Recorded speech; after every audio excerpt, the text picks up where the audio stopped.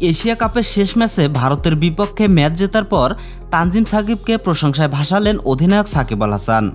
Match শেষে ধারাভাষ্যকারের এক প্রশ্নের জবাবে সাকিব বলেন, আমরা এই ম্যাচ শুধু তানজিম সাকিবের কারণেই জিতেছি। ও অনেক ভালো বোলিং করেছে।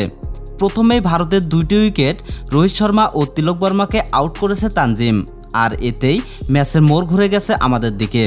এছাড়াও ব্যাটিংয়েও দারুণ ভূমিকা রেখেছেন তানজিম, 8 বল খেলে করেছেন 14 রান।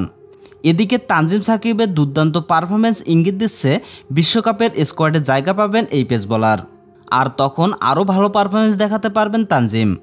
এছাড়াও আর কিছুদিন পরে শুরু হতে যাচ্ছে নিউজিল্যান্ড সিরিজ, আর এই সিরিজে তানজিম সাকিবকে দেখা যাবে একাদশে, আর তার পারফরম্যান্স দেখার অপেক্ষায় রয়েছে বাংলাদেশের কোটি ক্রিকেট ভক্তরা।